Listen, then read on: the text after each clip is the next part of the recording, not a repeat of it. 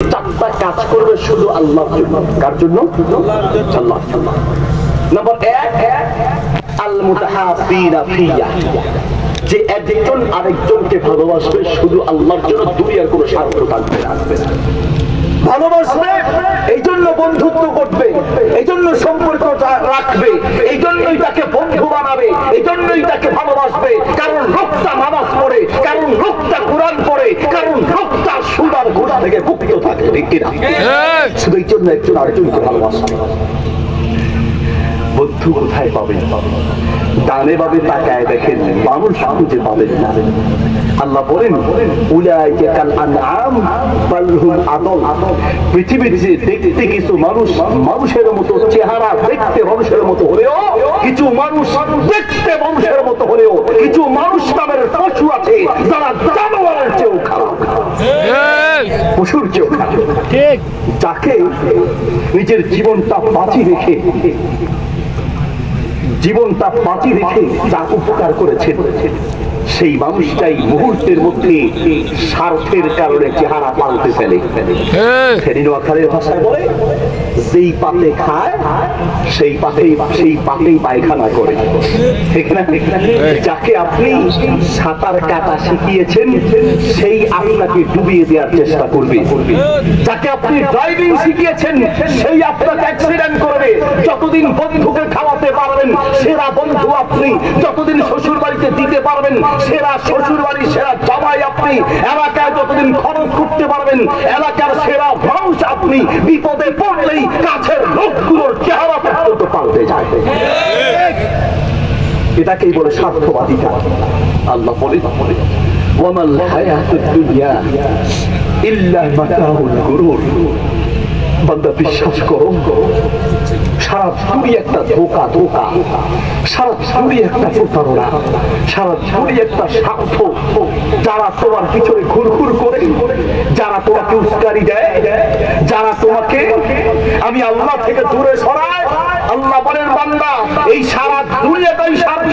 পৃথিবীর প্রত্যেকটা মানুষ স্বার্থের জন্য ভালোবাসে। ঠিক কিনা? ইয়া আইয়ুহাল ইনসান মা গাররাকা বিরাব্বিকাল কারীম। ও বান্দা, আমি দয়াময় আল্লাহর ব্যাপারে কোন জিনিস তোমায় ধোঁকায় ফেলে দিয়েছি? আল্লাহ বলেন বান্দা আমি ছাড়া তোমার কোনো উপায় নাই। আছে। বিশ্বাস যদি না হয় আমার কথাগুলো দিল দিয়ে শুনবেন, কান দিয়ে নয়। শুধু কান দিয়ে নয়, বরং কানের সাথে দিল, কলিজায় দিয়ে কথাগুলো শোনার চেষ্টা করবেন। আজকে বাড়িতে যান, দুনিয়াতে কত বড় স্বার্থবাদিতা একটু পরীক্ষা করেন। গিরি যে ছেলে মেয়ে আর বিবিকে কাছে ডেকে বলে, বিবি আমি তো তোমার জন্য জীবনটা শেষ করেছি। আজকের এই মাহফিলে আমার মহিউদ্দিন ভাই বললেন যে অনেক প্রবাসী সহযোগিতা করেছেন এবং এলাকায় অনেক প্রবাসী বাহিরে আছে, বিদেশে আছে।